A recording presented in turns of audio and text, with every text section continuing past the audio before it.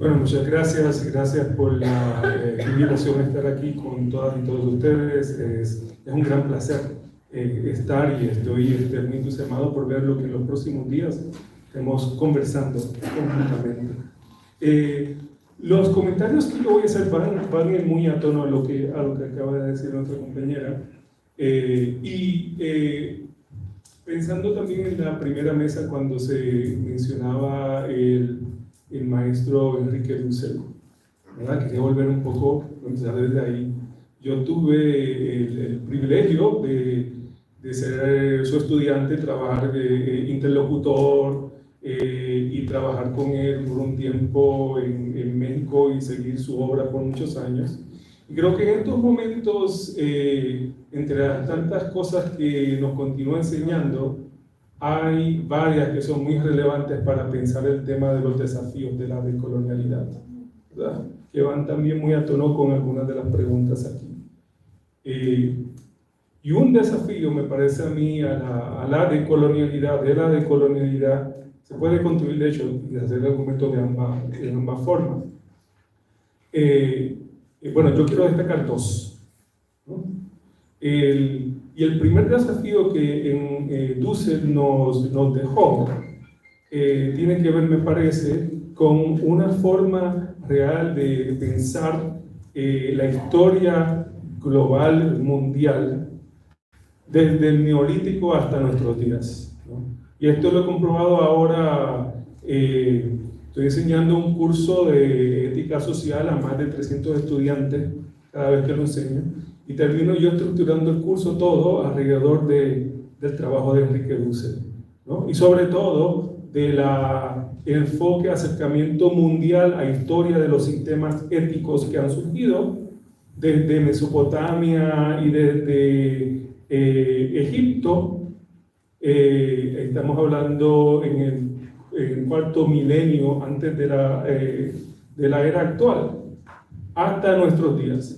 Entonces, Dussel, en vez de reproducir la noción, la historia lineal, la lógica de la historia lineal europea, habla más bien de distintos sistemas interregionales en distintas partes, ¿no? En distintos momentos de la humanidad, hasta llegar, culminar en el sistema actual, moderno, global, ¿no? Que es el que se constituye como un sistema en el globo, con un centro financiero, político, etcétera, llamado Occidente, etcétera. Pero para entender eso y para entender qué es él y quién era él como habitante de aquí de Avallada, él sentía que tenía que hacer esta reconstrucción completa de la historia mundial. Y también para entenderse como cristiano, ¿no? Porque como un cristiano, después de tantos siglos de cristiandad, realmente puede seguir o pretender seguir el cristianismo, ¿no? Y él lo que hizo fue, en parte, bueno, pues vamos a entender de dónde viene el cristianismo. Y yo lo llevó hasta el mundo egipcio y la lógica ética mantuvo egipcia, que nos lleva por ahí, luego al Ubuntu, nos llega a toda esta lógica y lee el cristianismo a partir de África, digamos, ¿no? Es decir, todo esto le da clave para repensar el mundo y a sí mismo hoy. Y de nuevo, eso es un reto muy grande. O sea, pensar con esa dimensión, con ese alcance. Dussel tenía un doctorado en filosofía y otro en historia, y él como simultáneamente desafió ambas disciplinas, pero de arriba a abajo, ¿no? Fue un trabajo realmente extraordinario. Y entonces nos dejó, eso es un tema que me gustaría ponerlo, ¿no? Si vamos a pensar a Abya Yala dentro del sistema mundo moderno colonial, pero también dentro de esta historia humana que es interconectada, que va, ¿no? Desde siglos anteriores hasta ahora. Eso es relevante para hoy, al menos el maestro nos dejó eso, nos enseñó eso, ¿no? Abya Yala, pero también dentro de esa historia mundial. El segundo, un segundo desafío que surge del trabajo de Dussel, quizás en parte viene no tanto por lo que logró hacer, sino por lo que fue más bien una limitación en su trabajo. Yo creo que si él estuviera aquí con nosotros, yo creo que él respondería al menos estaría muy abierto al diálogo, ¿no?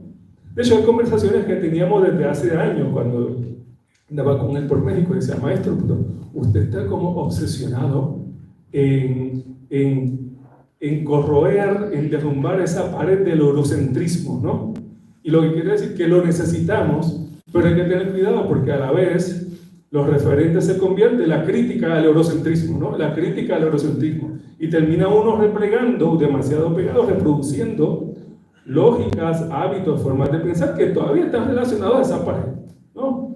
Y Dussel fue quizás es como si lo hubiésemos mandado al comandante Dussel allá, vete a las murallas del eurocentrismo y trata de derribar, mirar todo y no vuelvas para atrás sin antes acabar con toda piedra. Y Dussel dijo, sí, presente, aquí voy, ¿verdad? Y entonces nosotros, cuidado hermano, porque eso es gran parte importante, pero hay que tener cuidado en esa tarea. Me parece a mí que él logró una reflexión. Yo creo que en los años más recientes, quizá la última década, fue cada vez cambiando más y más y más, ¿no? Yo creo que va un Dussel en esa dirección, pero todavía yo creo que él quizá aceptaría que había que ir a otro nivel, y nos queda a nosotros esa tarea, ¿no? Inclusive, hablando de la cuestión de mestizaje, él la reconoció después del alzamiento zapatista en el 94. Escribió una columna para la jornada, después la desarrolló, y él hablaba sobre, ¿no? él hablaba sobre el sentido ético de la revolución maya en Chiapas en 1994. No, el sentido ético. Sentido ético, él va desde Egipto, no digo Egipto antiguo porque derrumbaba las categorías entre antiguo y moderno y todo esto, ¿no? Egipto de miles de años antes, y dentro de esa misma visión, bueno, pues vamos a entender lo que pasó ahora en este levantamiento. Y él lo vio como teniendo una relevancia ética que tiene también con lo que se ha hablado aquí. Pero él al final decía lo siguiente: es entonces, resumía, un movimiento político que expresa articuladamente una etnia, un pueblo, una nación originaria de este continente, el Semaunuac de los aztecas, el Aviala de los cunas, el Tehuantinsuyo de los incas. Y añade, con signos de admiración, nos falta a los blancos y mestizos, a los poetas con grandes premios y tantos intelectuales universitarios. Es como si hubiese estado escuchando esta mesa. Todavía mucha cultura, belleza y poesía para aprender, para estar a la altura de los más viejos entre los viejos, de los altos de Chiapas. Que la historia nos perdone nuestra ignorancia y nuestra soberbia. Entonces, hablando de hay que reconocer la tensión y los límites, ¿no? Reconocerlo, casi confesarlo. Venía del catolicismo, quizás esto es parte de una confesión pública de un sujeto mestizo blanco que se constituye así dentro de lo que es Argentina y México, y se da cuenta de los límites. Y esto es en el 94, cuando ya Dussel estaba consagrado como filósofo de la liberación latinoamericana. Imagínense, después de tantas obras sobre filosofía de la liberación, ética de la liberación, todo eso, esta confesión. Es decir, uno puede releer lo que había ocurrido y decir, ¿dónde están los aciertos y qué le faltaba? ¿Qué fue lo que pasó? Que con toda esta tanta discurso de liberación, hasta alguien como Dussel, esa revolución lo toma completamente por sorpresa. ¿Dónde estaban estos filósofos revolucionarios, liberadores? ¿Dónde estaban exactamente? Que hasta eso lo tomó por sorpresa. Y yo creo que aquí el asunto es el siguiente. Yo creo que debemos hacer una transición, ¿no? De pensar la cuestión de la intelectualidad, un poco también en la línea que ya se había dicho, pero pensar en que más bien que pensar en figuras que manejan el pensamiento, ¿no? Pensar en las conversaciones, otras modalidades de producir pensamiento, pero también pensar en relaciones íntimas, o sea, que el pensamiento se dé en procesos colectivos, donde los llamados filósofos y filósofas ya no son tanto intelectuales que vienen de instituciones universitarias con alto grado, sino que se convierten en co-combatientes con otros en los colectivos. Aquí lo que dice que lo que quiere decir co-combatiente no quiere decir un pensador o pensadora más crítico. Lo que quiere decir es que quizás hoy vas a estar en una tarea, hoy vas a estar hablando desde el podio y mañana vas a estar limpiando los baños. Porque la tarea que tú estás creando va más allá de ti o de cualquiera. Aquí yo me tomo a Frantz Fanon cuando hablaba de la escritura combativa, y a partir de eso, ahí me ha gustado hablar un poco del tema de la decolonialidad combativa, una decolonialidad que no es como teoría o pensamiento, sino como es una forma de pensar y ser en medio del combate, de la lucha como colectivo, y donde el intelectual ya no es intelectual, sino como un co-combatiente con otras y otros, y donde el signo principal de la combatividad, digamos, de la combatividad decolonial, no es que alguien puede profesar tal o tal teoría que la maneja con tal, no, con tal tipo de especialidad, etcétera, de facilidad, sino, Fanon decía, la escritura combativa surge como en momentos así como cuando una persona en la cárcel a punto de ser fusilada, la prisión, o cuando esa persona está siendo torturada. En ese momento, esa persona se da cuenta que una persona que nunca se había plantado a escribir nada, en ese momento toma el imperativo de escribir para ser la representante y el representante de un colectivo en lucha. Es hacer cosas de tal forma que lo que es el pensamiento no es tanto la generación de particulares, de individuos, de intelectuales, sino es un ethos, digamos, que crea que aún el que nunca se ha plantado a escribir por la lucha misma, se plantea el ponerse al frente diciendo algo con todas las responsabilidades que eso lleva a cabo. ¿Qué sería pensar lo de colonial en términos de crear esa dinámica? ¿No? Lo último que quería decir también tiene que ver con el tema de que acabamos la sesión pasada con el tema de las crisis civilizatorias y los grandes retos, etc. Pero en línea con esta atención a la decolonialidad combativa, también obviamente tenemos que recordar nuestras victorias, nuestros combates y nuestras luchas, ¿no? Y es otra cosa que hay que mantener. Entonces, parte de mi trabajo, pues yo me he aventurado a pensar el pensamiento colonial a partir de tres grandes momentos, como tres grandes momentos del giro decolonial.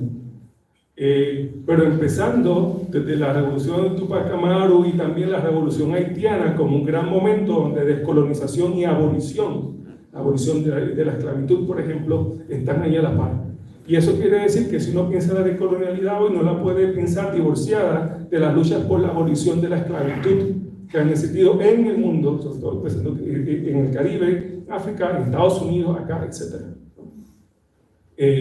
Y eso es crucial. En un segundo momento se da en las luchas del medio del siglo XX, en el contexto de la Segunda Guerra Mundial, Segunda Guerra Mundial, cuando entonces ya hay otra sublevación del sur global, India, de África, del Caribe, que están retando, ahí que surgen las figuras de Frantz Fanon, por ejemplo, es necesaria otra figura, que entonces ven a Europa desnuda porque ya se está destruyendo en la Primera y en la Segunda Guerra Mundial y tienen otra percepción de Europa. Y es una intelectualidad distinta a mucha de la intelectualidad latinoamericana del siglo XIX, que quería desconectarse de España y Portugal porque quería estar más cerca de Francia y de Londres, ¿no? Y de Inglaterra. Pero en el siglo XX, con las guerras mundiales, ya ni Francia, ni Inglaterra, ni los Estados Unidos, ninguna queda como, digamos, a la altura, algo que debemos aspirar. Todas están en crisis. Ese de un segundo gran momento del giro decolonial. Y el tercero, me parece a mí, fue justamente en el contexto de la organización de encuentros continentales, de organizaciones indígenas, negras y campesinas, alrededor a finales de los 80 y en 1992, porque ante el tema de celebrar el descubrimiento, recuerden lo que estábamos ahí entonces, celebrar los 500 años del descubrimiento, hubo un levantamiento masivo de estos distintos grupos y poblaciones que lo plantearon como una pregunta crítica, como un desafío. Y no solamente eso, sino que decidieron unirse. Y todavía hay colectivos que están vinculados a esto, y quizás aquí algunas y algunos están vinculados a estas organizaciones que se dieron en 1992. Yo creo que ahí se dio, en esa coyuntura que coincidió también con la caída de la Unión Soviética, donde ya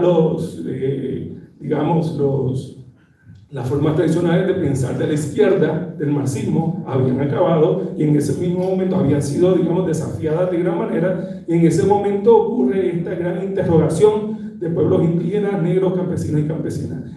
Son esas luchas las que, primero que Aníbal Quijano hable de colonialidad del poder, son esas luchas las que están introduciendo el tema de la colonialidad y la decolonialidad, porque no están hablando de colonialismo o de descolonización solamente como un periodo histórico específico, están hablando como unas dimensiones de la misma modernidad en sus 500 años, ¿no? Es decir, que lo que hoy hablamos como de colonialidad y se piensa como que gente como un sociólogo aquí, un filósofo allá, etcétera, lo han traído y son los referentes. No, antes de eso ya estaba ese pensamiento. Eso se tomó de esos movimientos y eso fue reflejo y traducción dentro de distintos discursos, dentro de la filosofía, dentro de la sociología, dentro de la antropología, etcétera.